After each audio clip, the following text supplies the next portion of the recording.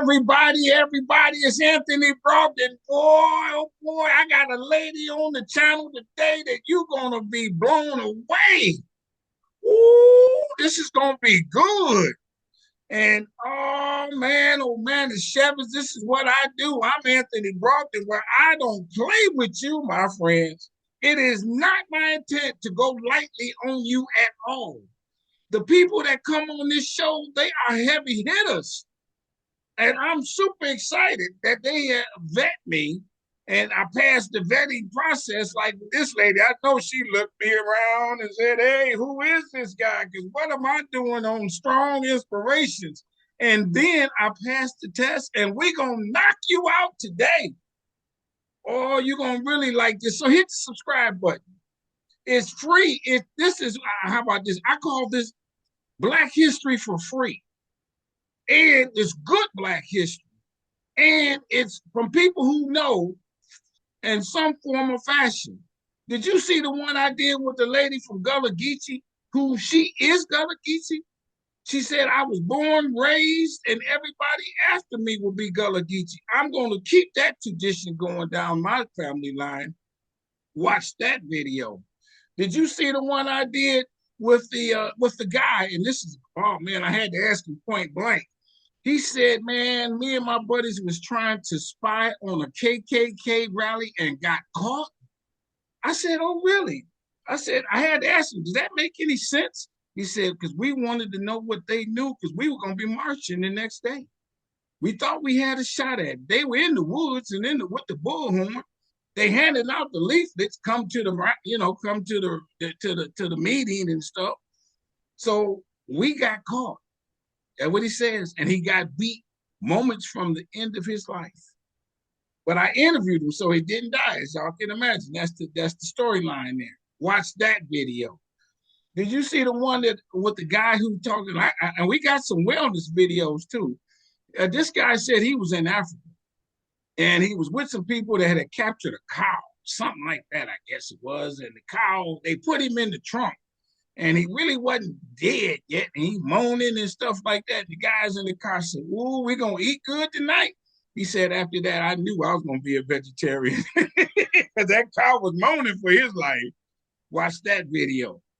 From all over the world. Did you see the one I did with the guy out of Scotland who found out that his great-grandfather was the largest enslaver in Barbados? I'm telling you, I'm not playing. You're going to like this lady too. Good-looking sister. She going to jam on y'all today. We ain't playing here as Strong Inspirations. So do all those things. Hit the like button on this, the notifications bell. You get a ding, a shock. There's new videos. And every week I release at least one new one. And then tell somebody about us. Please don't keep it to yourself. Y'all know what this is. This is the DVD. I don't even have any more of them because nobody got a DVD player. It's streaming on Amazon. But this is a documentary I did titled Business in the Black, The Rise of Black Business in America. Watch this, everybody. It's good. It's so good that people kept saying you need to write a book about it. Boom, shakalaka, there's the book. It's titled Black Business Book, and there is no other book as comprehensive and easy to read about the rise of Black business. I'm taking you back to the 1800s. Stories that you don't know, names you don't know, instances you don't know are in here. I promise you. And how about this? If you know everything in this book, I give your money back. A book with a money back guarantee. And I don't charge a lot because I don't want the book in my basement no more. I want you. This is my mission, everybody. So get you a copy of this book and order it on my website, businessintheblack.net. And on that website, I'm speaking around the country. Just recently, I was in New York. I knocked them out. I literally knocked them out. And I'm knocking them out in Philadelphia in another 2 weeks. And then I'm knocking them out in Beaufort, South Carolina, because I'm going down there for Declaration Day. It's it's a big festival in Beaufort, South Carolina. Memorial Day weekend. And then I got my own festival. Check it out, everybody, in Mount Bayou, Mississippi It's an all-black town founded in 1887. I'm working in conjunction with the museum there so that we can help celebrate the anniversary, 138 years of that town, the founding of that town, all-black town. Again, all this is on my website, businessintheblack.net. Now, you hear me use this term strong. I love the word strong. In my world, strong stands for strength, tenacity, resilience, and a sense of oneness, nobility, and grace. And that is my introduction to the lady on the channel today. Let's go. Introduce yourself, strong sister. Let's get it on. Well, good afternoon, and it's a great honor to be here. I do have to apologize for the quality of my voice. I'm in recovery from a cold or something, but I just can't even tell you what a great honor it is to be here at Strong Inspirations, and I admire you infinitely for doing Thank you. this. Yeah, tell us your name. You're saying all them good things. Who are you? My name is Mary Romney Schaub. And I currently reside in Connecticut in the United States. And I am a retired faculty member from the University of Connecticut. My profession is the teaching of English to speakers of other languages. I did that for over 40 years. I started in Madrid in Spain, and then I taught in New York City. I taught in Barcelona and here in Connecticut. As I say, I'm retired. And in recent years, you could say over the last maybe 20 years or so, I've been very interested in oral history. And I embarked on an oral history project with my father. And the subject of that is what we'll be discussing today. Oh, excellent. Okay, well, before we get to that, what a background to everybody. I got to ask a couple questions. Let the audience get to know you. Where were you born and raised? I was born and raised in New York City. Is that right? What borough? Queens. In Queens. Yeah. Okay. And Manhattan. Queens and Manhattan. Yeah. Yeah. Let's stay on that. What was it? Were you in a black neighborhood? Is there such thing as a black neighborhood in Queens, or is too Oh, much mixed? Queens has a few black neighborhoods that I'm aware of. I was born, excuse me. My parents and I lived my whole life with my parents was in the same house in a community called East Elmhurst, which is right near LaGuardia Airport, and it's in Queens. And it was a black neighborhood when I was born and raised there. I went to school in Manhattan, in Greenwich Village from K to 12. And then I did my undergraduate work at a small liberal arts college in Vermont. And then I did my first master's degree in Madrid, in Spain. It was in Spanish. That was my first master's degree. My second master's degree was in the teaching of English to speakers of other languages. I did that at Columbia University in New York City. And then I did a third master's degree also at Columbia University, and that was in the field of instructional media. Yeah, heavy. Okay, so, but I'm gonna stay on you just a little bit. Growing up in Queens, um, what was that like? Did you interact with white people? Did you? I mean, all the different nationalities. Uh, yeah, let's talk. I got a follow up question to that. Well, at that time, I think that this whole country was less diverse then than it is now. There were almost no white people in our neighborhood, or in even in the adjacent neighborhoods. Actually, I'll tell you who lived in the adjacent neighborhood, and that was Louis Armstrong. His house was right near, sort of, you could say near where we lived. Anyway, no, it was quite segregated. But I went to school in Manhattan, and my school was predominantly white. Oh, That's really? a small Okay. private school. Okay. Yeah. Let me ask you this. I got a feeling here, and I'm taking liberties. You went from all blacks neighborhood, Queens, to living with all white kids, so to speak, in New York. How did you handle that? Um, I thought, as I look back on it, I think it was a good balance. I think it was a very good balance. It was a small private school, And it was, I mean, you could call it a prep school. I mean, Yeah. it was really the high school part of it was really geared toward students who wanted to pursue undergraduate study, post-secondary Sure. study. Sure. Um, but it was during the 50s and 60s, which was, I think, really the most pivotal period in our 20th century history. So it was just a wonderful time to be living in and educated in New York City. Yeah. And Uh, I was very fortunate in many ways. It was a lot of the students there in my school had special needs, either because they were very gifted and talented or because they needed help academically. mm. And I was very happy and very fortunate to be in that environment. Oh, at least you play with white girls. I did. Did I'm gonna flip back in this regard. What did the black people in your neighborhood think of you? Because you this girl that you read and you write and you don't play in the neighborhood. Did the black people want to beat you up? No, no, I did play in the neighborhood somewhat. Yeah. As I got older, I began to play. Excuse me, I'm so sorry. I began to play less in the neighborhood because I was more involved in school activities and Sure. getting ready for college and all of that.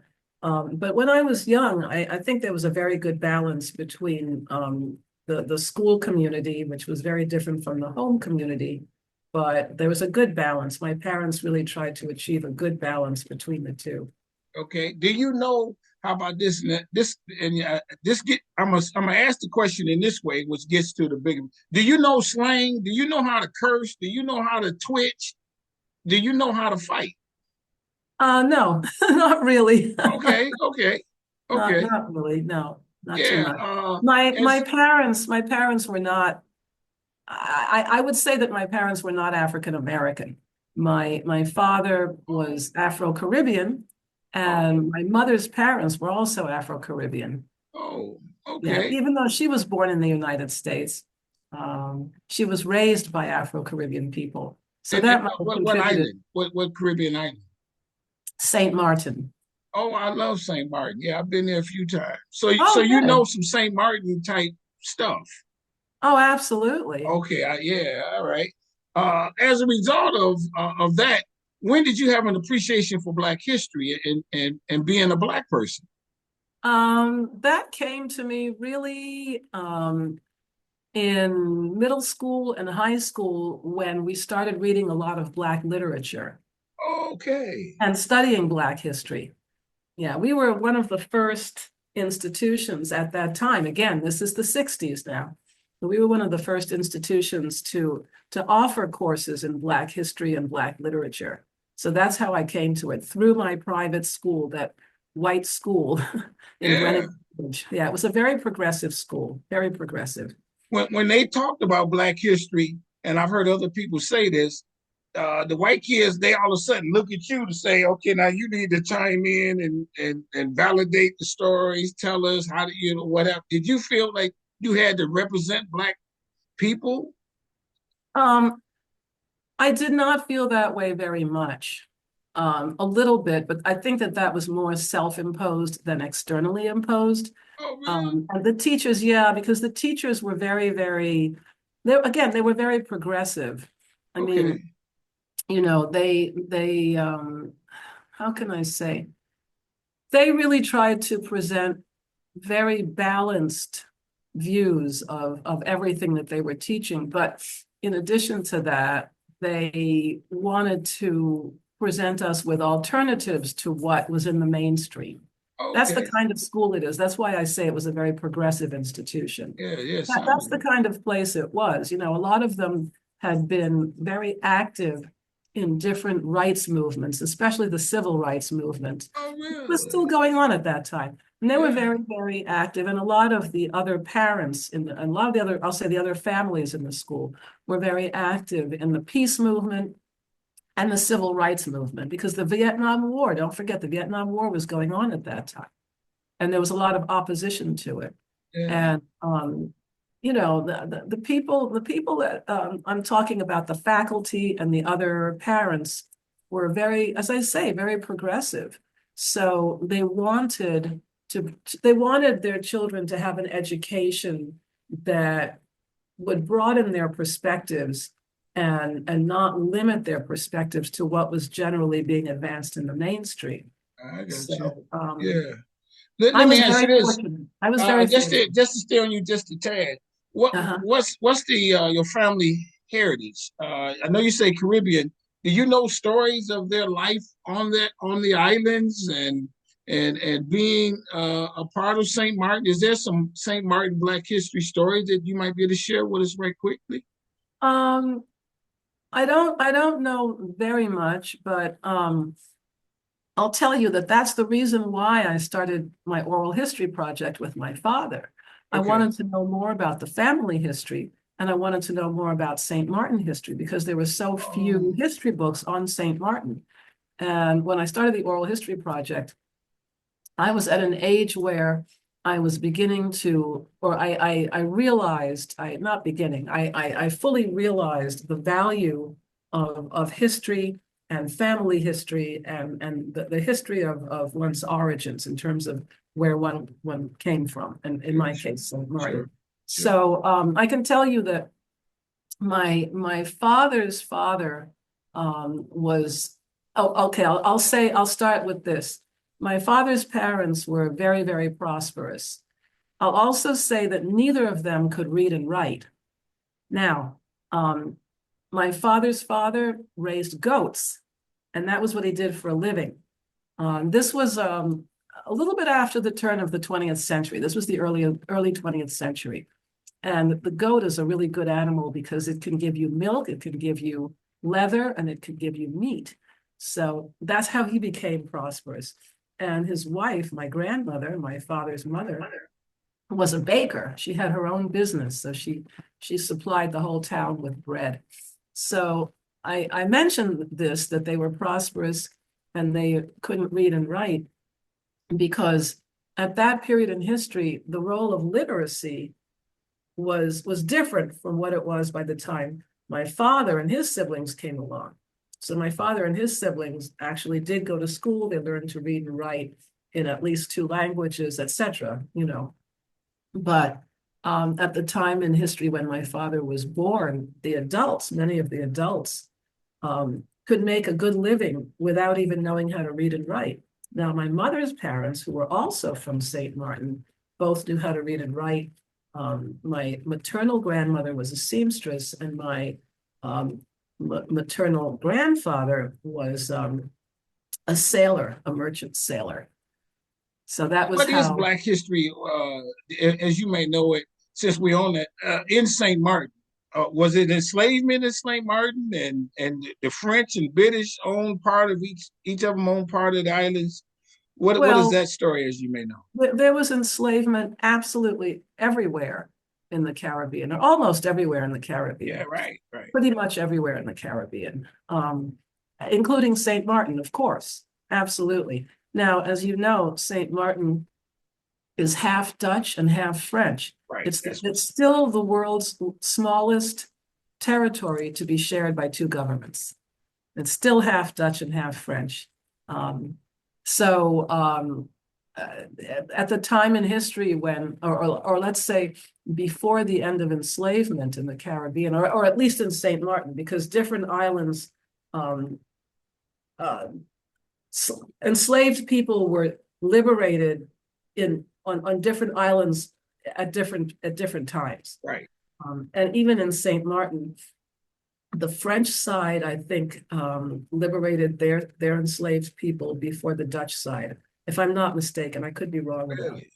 Yeah, um, even in on such a small island. But Saint Martin, which changed hands several times, I think it started out as a Spanish colony, and then a British colony, and then the Dutch and French. I think that's how the history goes. Right. But St. Martin was not any exception to the almost, you could say, like the rule of enslavement in the Caribbean. Right. Now, you said that your great grandfather could not read and write, but did very My well. grandfather. Your grandfather, okay, could not read and write, but your dad did get an education. Did that lend itself for you to want to strive so much more? Did they stress that in the home? I know you went to that Absolutely. school, and and, Absolutely. and then how did that lead you to want to study English? What is the study of English, and what you do? What does that mean? Well, my father was multilingual. He spoke English, Dutch, German, Papiamentu, Spanish, and Italian. So, Really? yeah, he did. I'll explain that a little bit Yes, later, but yes, yes. I I grew up with a great deal of respect for bilingualism and multilingualism. And then, of course, being in New York City, where it's very, at least in those days, it was very bilingual. Now it's very multilingual, but I always heard other languages, and I heard my father speaking other languages, and I was inspired by that, I think. So I think that's one reason why I studied Spanish. I was a Spanish major as an undergrad, and as I said, I got my first master's degree in Spanish as well. Now, Let me stop you there. You knew how to speak it before growing up in the home, then? no, no, no, Oh, no. I really? heard it. I heard it. I didn't know how to speak it until I started studying it in high school. Okay. Let me ask you Yeah, this. Him speaking all them languages, when does he use any language? When he's around somebody else that knows that language, I suspect. Or if right. he mad at you, then he gonna say something in Spanish, and you know you in trouble. Is that what's that dynamic? Yeah, Well, he didn't get angry very often, yeah, so yeah, but or at least not at me. yeah. But yeah, I mean, if he knew that someone else could speak a language that he knew, he would sometimes speak to them in that language. Absolutely. Yeah. Yeah. But And I laugh at this. Some of us don't do English very well. How do you have so much language in your brain to be able to use those terms? Do you know? Yeah. How do you? Yeah, you just that smart to say I know what else to say in another language. well, once you learn a second language or a foreign language, successive languages are easier to learn. Oh, So, really? yeah, so it creates a virtuous cycle. It just spirals upward. And I think that's what happened with my father. And I'm sure that that's what happened with me. I started out in middle school studying French. I was never very good at it. I honestly didn't like it at all. In fact, I hated it, but I studied it because I had to, it was required. And then I got the opportunity in high school to study Spanish. And it was so easy for me that I felt as if I was remembering it, as if I had been speaking it in another Oh, lifetime. And I realized years later that it was because I had such a good foundation in French that I was able to acquire Spanish so easily. So that's why I say that each time you learn a new language, even if the languages are not related very closely, or if they're not related at all, it helps you to learn the next one that you try to learn.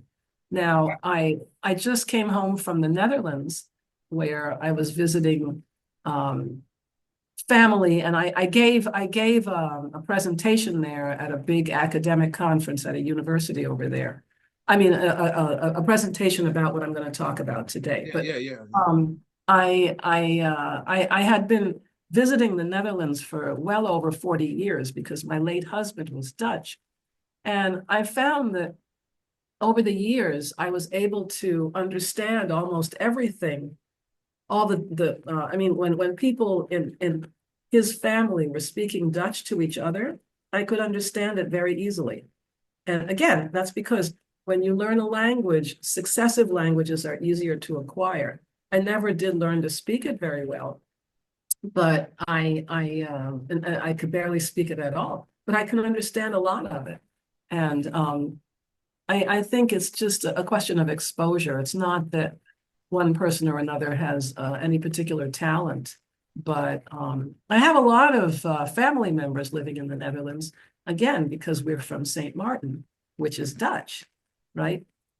So a lot of them went to the Netherlands and had families there. So I have a lot of family that that went over there. They sort of migrated there. And I have a lot of other family members who were born there. I feel that, you know, in their education system, everybody comes out of high school with 3 or 4 languages. They know Dutch, they know German, they know English, and probably French as well. So, and it's not because they're talented or because they have any particular gift. It's because it's in the education Yeah, system. just exposed And to. it's all around them. They've got different languages all around them because it's a small country. So We're gonna get to the story after. I got one, maybe two more questions. What's the linguistics? Hopefully I'm pronouncing that right, but isn't that the word? Uh, linguistics? yeah. What your What question is is that? what is linguistic? Yeah. Linguistics is the study of the structure of language, the structure, the origins, the use of language. Yeah, any language. Yeah. And so, do you do that? No, I mean, it's included in my profession. My Yes. profession is the teaching of English to speakers of other languages. And you need to know some linguistics for that, because when you teach someone, like let's say that you were my student. Let's say that your native language is Chinese and Yes. you want to learn to speak English, but you also want to learn to read it and write it Yes. and understand it when you hear it. Yes. So I, as your teacher, need to know something about how English is structured in Yes. order to teach you English. So that's where the linguistics comes in. Yeah. Now, from that point, and you've had that career, what was life like in Spain? In the Spain that you lived, what was that like? And for Black people, what was that like? Because if I had nobody on the show, can you give us a little bit? We go into the oral history. What was that like? Yeah, I lived in Spain at a very, very interesting time. I lived there twice. I lived there from 1975 to 1983, and from 1989 to 2002. And the first time I lived there, I lived in Madrid, and it was a very interesting time in the history of Spain because Spain was transitioning from a fascist dictatorship to democracy. And it made Wow. that transition while I was there. So I have lived in a fascist dictatorship. And that is one thing that really taught me very effectively. I'll say it was very effective in teaching me the value and the beauty of democracy. Um, Wow. but the second time I lived in Spain, I was in Barcelona, and that was from 1989 to, you could almost say 2003. But that was also a very interesting period. It was Spain was host to the Olympics in 2002, and the whole preparation for that, and actually the Olympics took place in Barcelona where I was living, and it was also fascinating. But in terms of Black people, Spain was not a very diverse country, especially in the 70s and early 80s when I lived there, and even up to the late 80s and early 90s when I lived there. I It got was you. not very diverse. It didn't have many non-Spanish speaking foreigners. But I was teaching English as a foreign language. That's what I was doing there for almost all of the time that I lived there. When I was living in Madrid in the 70s and 80s, I went there to do my master's degree in Spanish. But that was only for the first year. And after I finished that, I just stayed on because Yeah. I kept being offered English teaching jobs, and the jobs kept improving, and my teaching skills kept improving, and as I say, it just kept spiraling upwards. And Yes, I love before it. I knew it, 8 years had passed, Yeah. and I really I loved teaching English. I didn't study. I had not at that point studied to become an English teacher, Yeah. teacher of English as a second or foreign language. And then I left Madrid and came to New York, and that's when and where I got my degree in the teaching of English to speakers of other languages, because I already had so much experience in it. And Yeah. then I've continued on that path. And Now you're doing this oral history project. What? tell us about it. What are you doing? What is the project? So on and so forth. Let's talk about it. You have a title to it. What is it? Well, I have done an oral history project with my father, and that was because I wanted to know not only a lot more about his life, um, but I wanted to know more about the family history, and I wanted to know more about the history of St. Martin. So I started on this oral history project with both of my parents because they were in their late 70s and early 80s, and or maybe they were both in their early 80s by then, but I really wanted to capture as much of their memories as I could while they still had their memories. Sure. And I feel that every Black family and every family everywhere, not only in the African diaspora and Africa itself, but I feel that every family everywhere should record oral histories with their elders. I tell everybody that. Everybody I meet, I recommend to them that they do an oral history, that they record an oral history with the oldest people, starting with the oldest people in their families, because there are so many family memories and so many other memories that will vanish with those people, or that will vanish when their memories leave them, even Sure. if they are still here. Sure. Older people are known to lose their memories. Sure. Sure. So, I always tell people to capture those. I always recommend that people capture those while they can. Let me stop you right there, and I mean no disrespect. Explain this. What does oral history mean instead of just doing genealogy? Oh, good, good. Thank you so much for asking that. I was going to ask you permission to give a definition of Yes, oral. yes, yes, I'm very yes, happy that you yes, that yes. you that you asked for that. I define oral history as the point at which um, your own life.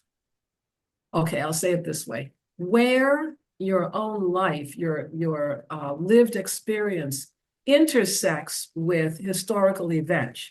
That is where that is where oral history emerges, at the intersection of your lived experience with historical events.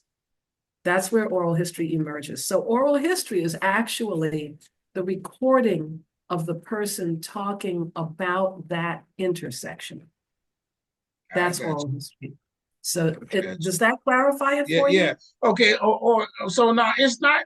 If I did genealogy and didn't ask anybody, but just went and got documents, that's not oral history. Right.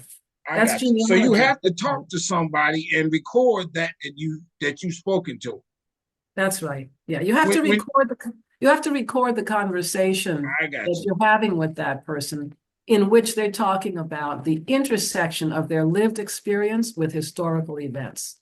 when That's what it when is. when you did oral history with your parents, did you have to convince them to doing it? And the reason why I ask you is this: so many times where I've heard people say, my parents did not want to talk about what happened to them. In my personal instance, my mother never wanted to go back to Nashville, Tennessee. I never went there. She only said, I don't remember. I don't know nothing about it. I left. Did you have to do that? Was there some encouragement, or they were like, yeah, let's do it?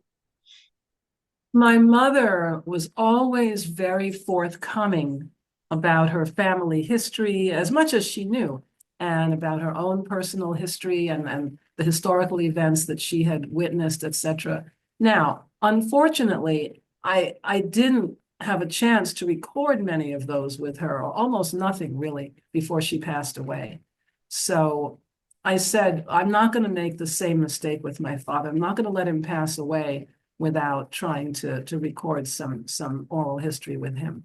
Now, what I really wanted to know was about his wartime experience.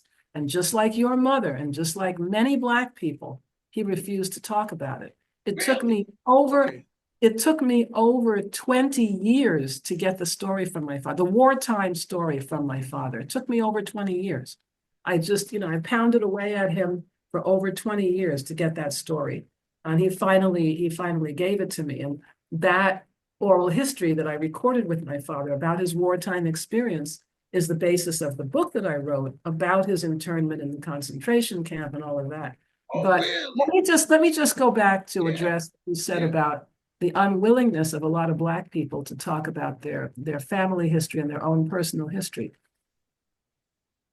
Among the reasons for that is that they have experienced so much trauma. Yes. Now, our people before the civil rights movement, I'm talking about African Americans, and I consider myself to be an African American, even though my family is entirely or almost entirely Afro-Caribbean. Let's say entirely Afro-Caribbean, but Yes. having been born here and educated here and et cetera, I feel, I mean, I self-identify as as an African American of Caribbean descent, but an African American. Now, that being said, our people anywhere in the African diaspora, African Americans, I think, I won't say more than other people in the African diaspora, but African Americans before the civil rights movement and since, but before the civil rights movement experienced so much trauma in this country that a lot of them who lived quite a long life before the civil rights movement are not willing to talk about it. Now, why do I say the civil rights movement? Because at least the result of, or one result of the civil rights movement was that we finally had some legal recourse to Right. defend ourselves against the oppression that we were experiencing. Right. Before that, there was no legal recourse. So those people, like your mother and other people who lived for a long time before the civil rights movement, they don't want to talk about that because there was so much oppression, there was so much trauma. They don't want to talk about it. Now, why don't they want to talk about it? Well, a few reasons. One is that they don't want to hurt you. They don't want to Really? hurt you. Yeah, because they know that if they tell you how they suffered, it will hurt you. And they don't want that. Also, they don't want to be judged. They're afraid that you might think that they were cowardly or that you might ask them why they didn't do more to protect themselves or many reasons that they don't want to talk I about never it. The knew that. main reason, I feel that the main reason they don't want to talk about it is because the pain, the trauma that they've gone through is so intensive that they feel that by talking about it, they will have to relive it. Now, I have read a lot, oh, not a lot. I have read something, I've spent a little bit of time reading about trauma theory written by psychiatrists who have specialized in interviewing and treating Holocaust survivors. And what those psychiatrists have written that I have read is that only by talking about it can you begin to heal from the trauma. And I didn't know that when I started my oral history project with my father. I did not know that. But long after I finished it, when I was writing the book, that was when I started reading about trauma theory. And I realized how healthy it was for him to talk about that. Now, while I was recording the oral history with my father, I intuitively, I'll say it this way, I intuited that it was healthy for him because, or for many reasons, but one reason is that because even though he didn't want to talk about it, it took me over 20 years to get him to talk about it. Once he started, he never stopped for the rest of his life. And that was another 10 years. So Wow. I know that he needed to do it. My oral history project with my father was ongoing for 10 years and or a little bit more maybe, but Okay, let me stop you there. Okay, hold on. So how are you doing this oral history project? Are you and him sitting at the dinner table I'm not and you currently got a doing it. recorder and You he's mean, speaking into the recorder? Is that how that goes? you mean how did I do it? Yeah, right, right. Yeah, that's exactly what I did. I put it on video. I mean, again, you have to record these things. On Yeah. audio, okay, but video is much better. That's the best way to record your So oral he would history. dress up in a suit or something like No, that and say, okay, now on Sunday we're going to do it. Yeah, how did that no, go? no. I decided when, or pretty much. Oh, no, I take that back. Here's how it went. He needed to talk about that. It needed to come out of him. I had to pull it out of him the first time, but it came out. It came out. And then, like I say, he never stopped for the rest of his life. So what would happen quite often was that all of those scenarios that he experienced were always, I feel that, like a movie, it was always playing in his mind. So sometimes I would sit next to him. We would be alone in the house together and we would be looking out the window. I'd sit next to him. We were both looking out the window. And all of a sudden he would say, yeah, but when I went to that concentration camp, the Germans were already losing the war. And he would start in the middle of a sentence and he would just start talking about his experience as if he had been talking to me or somebody. And Oh man. And yeah, then I you mean, had to all the run and get time. the recorder or the That's videotape. exactly, that is exactly right. I would say, Oh Dad, man. be quiet, wait, be quiet, Dad, don't say another word. And then, in those days, we were still using Yeah, yeah, videotapes, yeah, sure, very primitive technology. So sure. I'd have to run upstairs, I'd have to get the video camera, find the tape, get the tripod, find the extension cord, run downstairs, set everything up, you know, put in the tape, start the, Yeah, yeah, yeah, plug yeah, yeah. everything, it Sure. was just awful. Anyway, I had to do all of that. And then I'd say, okay, Dad, what were you saying? And he never continued on the same thing. He would go on to something else, but still about the war or, Yeah, yeah, I yeah, mean, almost always about the war. yeah. So, and other times I would say, Dad, I remember the last time we talked about this, you said so and so and such and such. Now, I have some questions for you about that. And sometimes he would answer the questions and sometimes he wouldn't, but he would always talk, always. Did he ever, if I may ask you this, did he ever cry in front of you as he was recounting these stories? No, never, never. Did that surprise you? It did. It did. Yeah. I feel, once or twice he even laughed. And the first time we ever recorded any oral history, the first time he ever talked about it, he laughed a little bit. And I thought, well, this is crazy. How could he be laughing about this? This is not funny.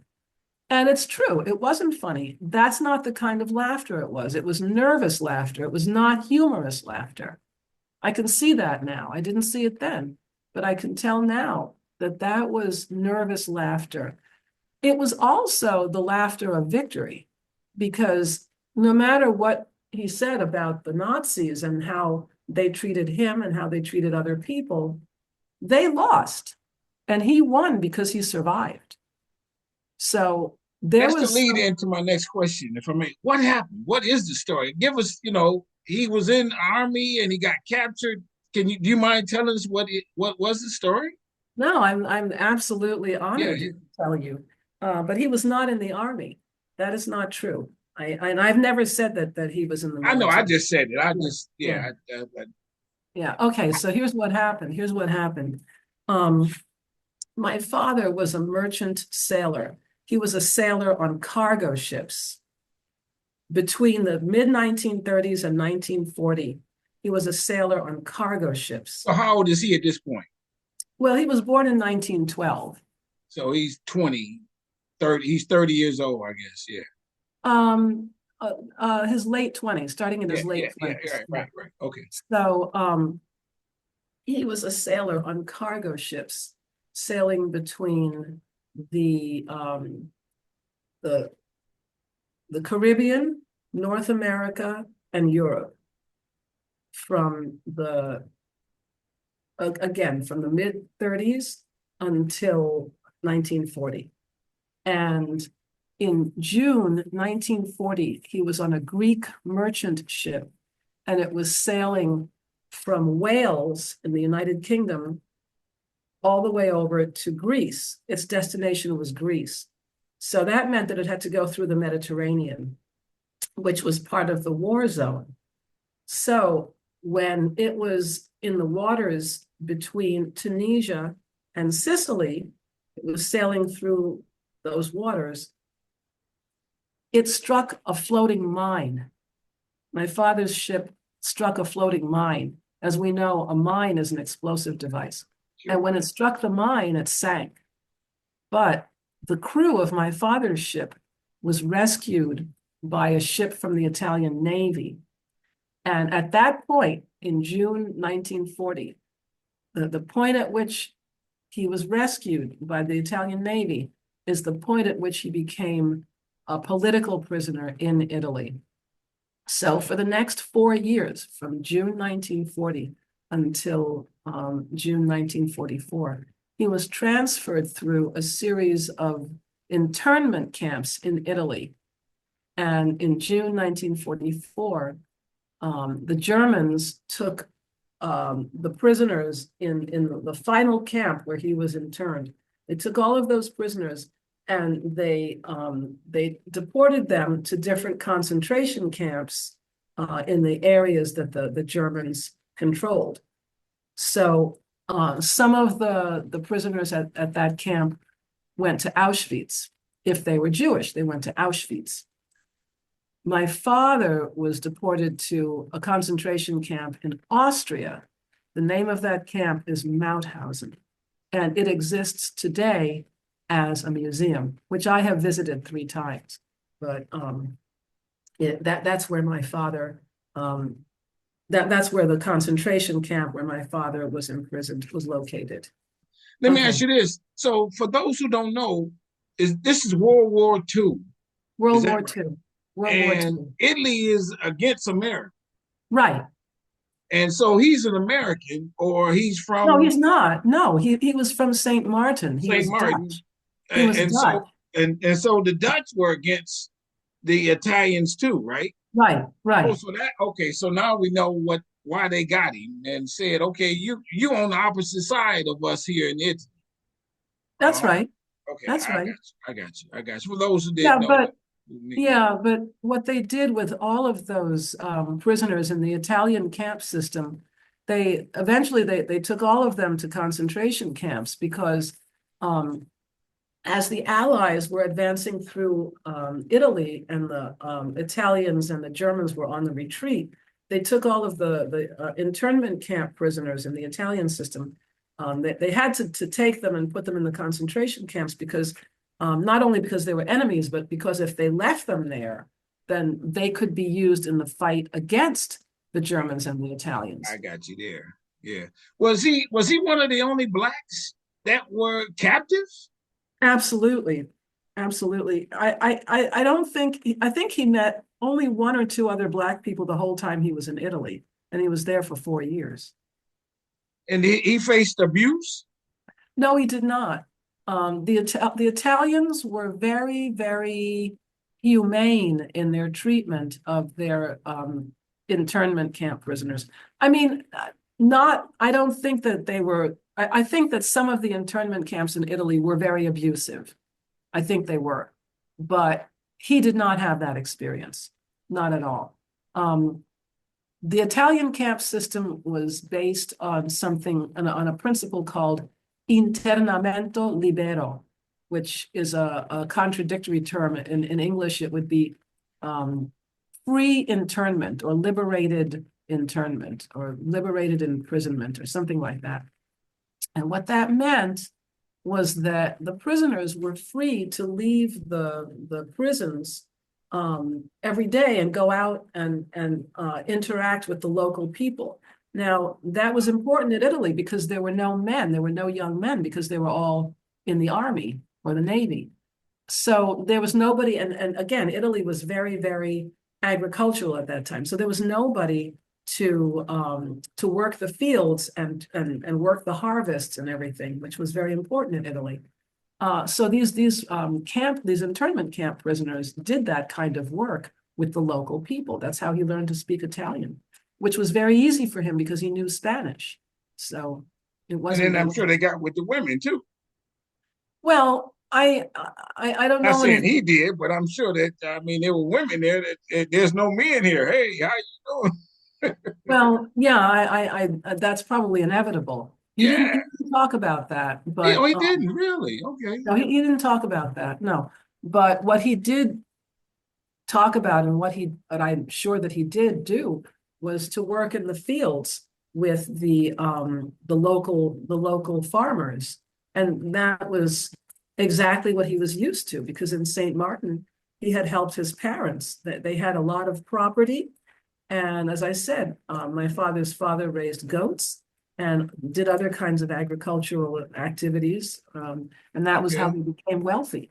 But my father was treated very humanely. They always had, I mean, it was Italy. I mean, you know what the food is like. So, Yeah, they yeah, had plenty yeah, of really good food, and yeah, yeah, um, sure. um, he was treated very humanely by the Italians, even though they were, they were in captivity. He and the others were in captivity, but So where they they had to go to the prison at night, that's where their residence was. right. Now these were not prisons in the traditional sense. The Italian, okay, Italy was a very poor country in those days.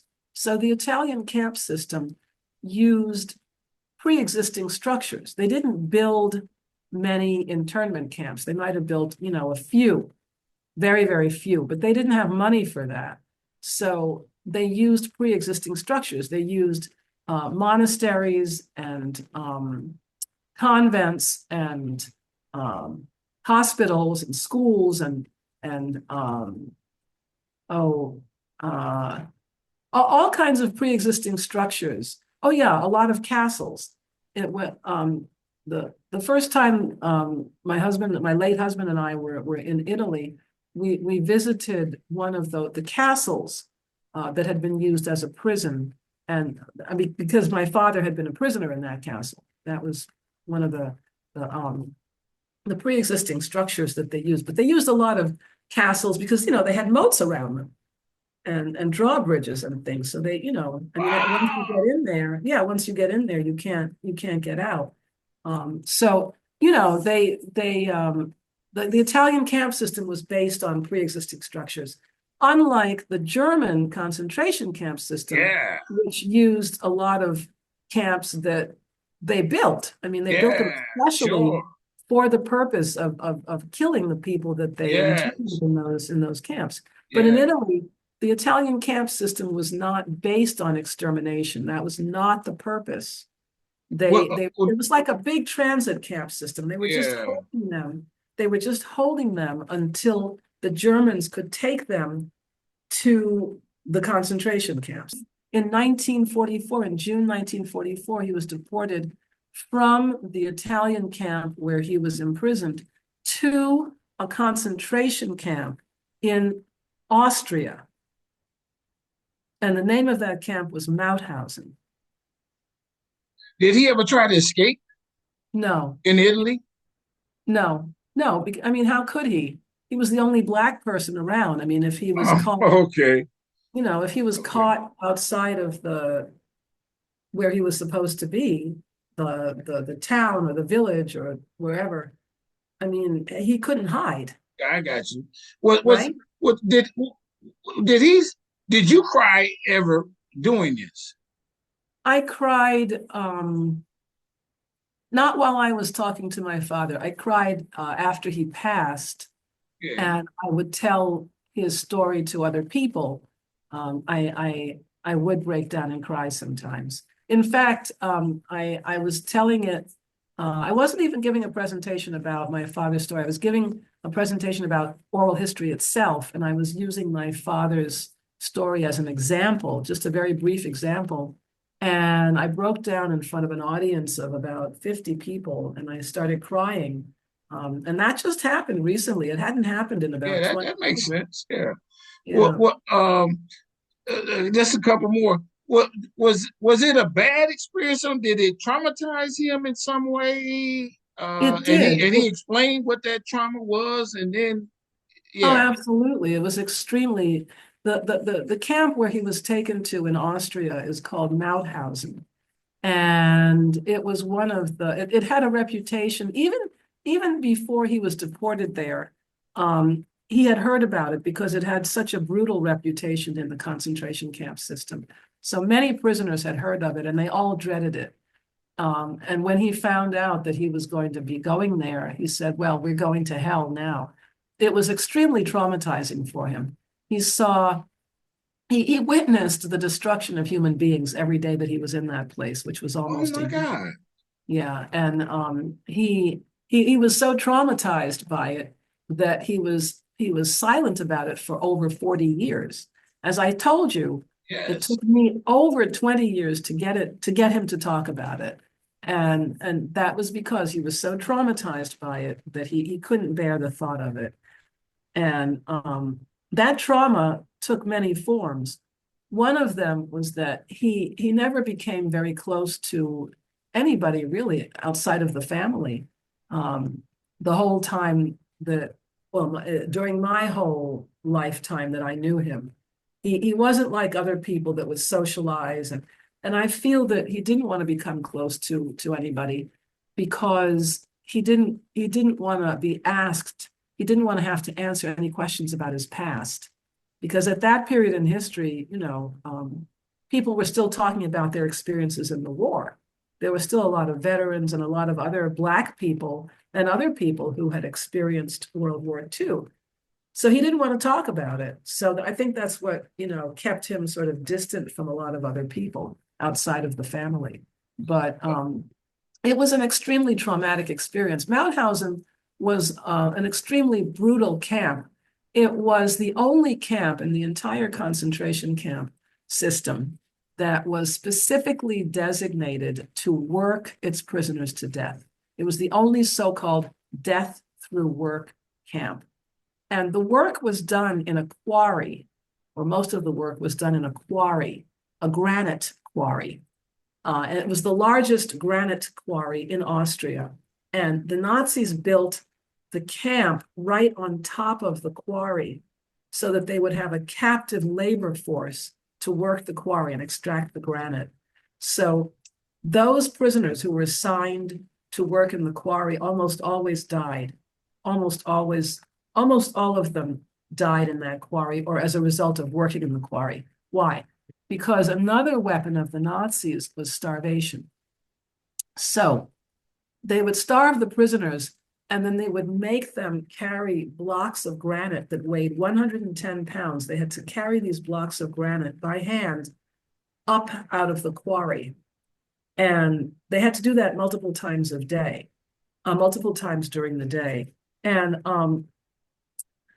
it was extremely strenuous work. So a lot of them, because they were so weakened already by starvation and disease, a lot of them died right there on the stairway carrying the granite up out of the quarry because their bodies could not tolerate the stress of such physical labor in such poor physical condition. So he was not assigned to do that kind of work. If he had been, I don't think he would have survived. But Well, how did it end? How did this end for him?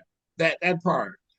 The well, war ends or something like that. Does he yeah. tells the happy moment when he found out it was over? Yeah, the camp was liberated by the US Army on May 5th, 1945. And of course, he was still alive. So he was able to, he was liberated at that point, How long had he been there? almost a year. Okay. Is oral history the same thing as what a psychologist would do? You know what I mean? If you got some trauma in your life, or let's say you got an eating disorder, gambling disorder, is that what that does? Do you think is there similarities? I think there are some similarities, but that's not oral history. That's Yeah, yeah, yeah. psychoanalysis or Right. something, I don't know. But yeah, I mean, there are some similarities, absolutely. Yes, Yeah. there are. Because Yeah. I know what they try to do is get to the root of the issue. Right. Did you try to get to the root of something? Or just No, have him tell it? because no, because I didn't know what was there. I didn't I know got you. he wasn't talking, so I didn't know. I just knew that he had had some experiences in the war. I knew that he had been in a concentration camp, but I had no idea where it. Well, I thought it was because everybody always says German concentration camp. So I thought that the only country in Europe that had concentration camps was Germany. And I thought that there were only four camps. I only heard of four my whole life before I started talking to my father and before I started doing research on the Nazi era. I only thought that there were four camps in my whole life. I only heard of four. And I never heard of Mauthausen, never. Now, Mauthausen is a household name everywhere in Europe, but in this country, you never hear about it. And I had never heard of Mauthausen, but I just want to say that I always thought that there were only 4 camps in the entire system. The reality is that there were over 10,000 camps in over 16 countries. And I did not know that. Another reality is that 11 million people died in the concentration camps, not 6 million. 11, okay, at least 11 million. Let's say it that way. Not at least 6 million. There were many, the concentration camp population was very, very diverse. It was the 6 million Jews that we know about. Those Jewish people were innocent civilians. 6 million of them died in those camps. And there were 5 million others consisting of Roma and Sinti, formerly known as Gypsies, Slavic peoples, handicapped peoples, LGBTQ, also political prisoners, political opponents, communists, Jehovah's Witnesses. I think I mentioned handicapped people. Yeah. And let me see, there's another group that was also targeted. Let me see. Oh yeah, criminals, Jehovah's Witnesses, communists, political opponents, and then the other groups that I mentioned. So 11 million people died in those concentration camps simply because of who they were, how they were born, what they believed in, or excuse me, or their behavior. And As you've done this project, could you do this for somebody else? Now that have you become an oral historian and you can go out and somebody can say, I can hire you to do or the oral history on my family or otherwise? I probably could. I'm involved in an oral history project now, a really fascinating one. And I'm recording oral histories with police women in the British overseas territories, almost all of which are in the Afro-Caribbean, among Afro-Caribbean people. And I mean, living in the Caribbean and the Caribbean overseas territories, not only the Caribbean, but mostly the Caribbean. So Wow. I'm Now very interested. you said you've written a book. Do you have the book there to show us? Yeah, I do. Yeah, oh, yeah, we plug in on this show too. Yeah, Oh, it's pluggers. it's can you see it clearly? I can lift it up just a tad. Like, Yeah, there it is. And what's the title? it's called An Afro-Caribbean in the Nazi Era. That's the title, and the subtitle is From Papiamentu to German. And the subtitle is meant to pay tribute to the role of languages in my father's survival. I didn't have a chance to explain that. Do right now. We got another few more minutes since we got Okay. some time. What does that Um, mean? yeah. Concentration camp prisoners with language skills were often allowed to live longer than others because they could be used as interpreters. So my father had 6 languages, and that meant that he could communicate with a lot of other prisoners because the prisoner population at Mauthausen was extremely diverse. It had prisoners from the targeted groups that I mentioned before, among the 11 million people that were specifically targeted by the Nazis. And excuse me, and there were prisoners there from every country in Europe. So my father was able to communicate with a lot of people. So they used him as an interpreter. In fact, one of his nicknames was the translator. And I feel that that's why he was able to survive, the main reason why. Okay. One last question. What did it, and you said this already, but maybe you expound on it just that. Did it make him feel better that you did this? I'm sure it did. He did not say that. He did not say that explicitly, but I feel that it made him feel better because he once he started talking, he never stopped. Yeah, that's So what you said. Yeah. Did he see the book? he did not. My father passed in 2004, and I didn't publish the book until 2020. And that was because I did not record the oral history with my father with the intention of writing a book. I just wanted to be able to provide something to present young generation and future generations in our family. I just wanted to leave them with some information about the ancestors. That was my only intention. I never intended to write a book. So I didn't organize my oral history very well. So when he passed away and I decided that I wanted to visit the concentration camp, and then later, after visiting the camp for the first time, that was when I decided to write the book. But it took me a long time to write the book because I couldn't give it any sustained attention because I was still working full time. I'm retired now, but I was working back then. Anyway, he never saw it because I didn't complete it until many years after he had passed.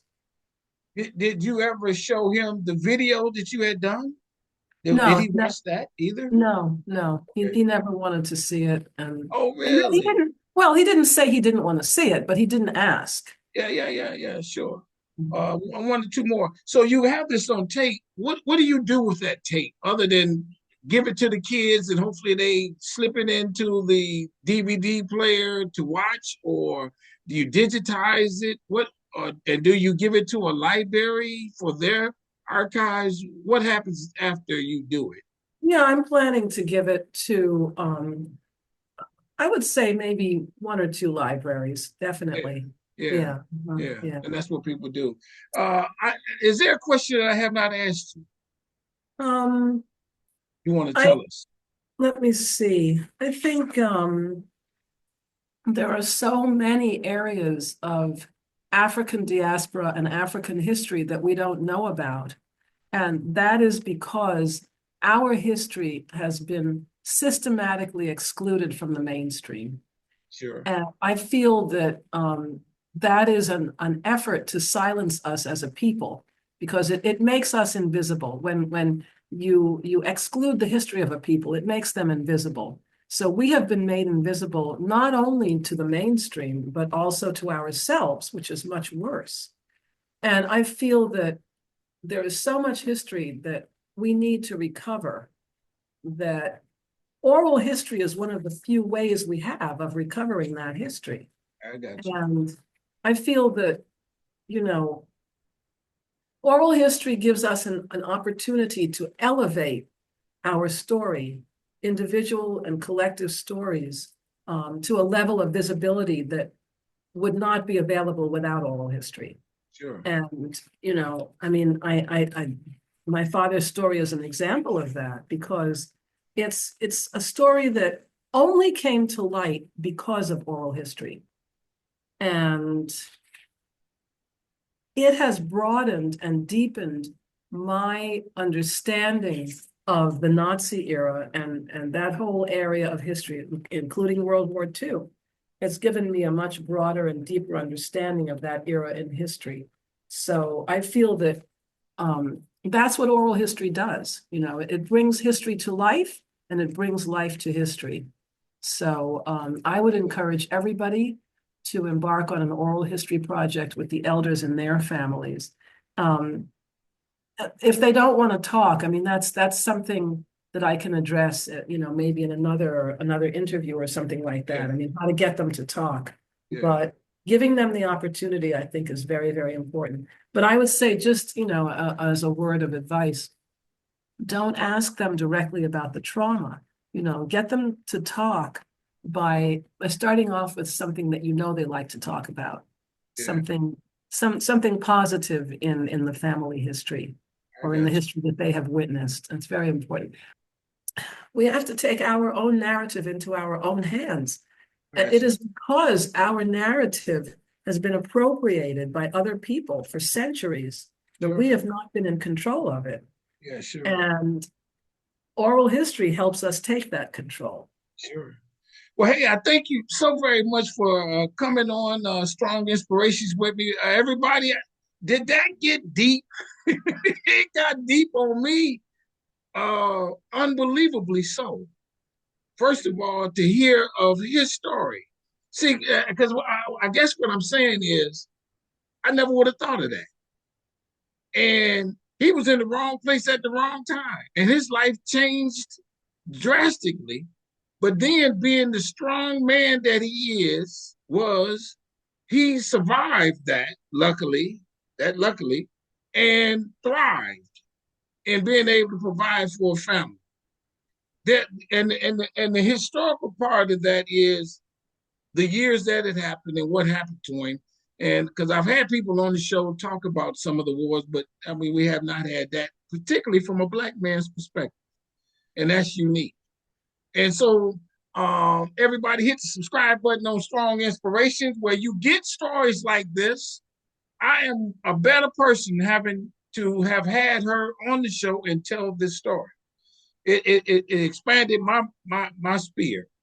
Hit the like button. There is no love button. Hit the notifications bell for when the videos come up. You get ding, shock, lights, flicker, what have you. Where is your book? Where can people buy it? Oh, on Amazon. Is Amazon? And give us the name once again. Yeah, it's An Afro-Caribbean in the Nazi Era.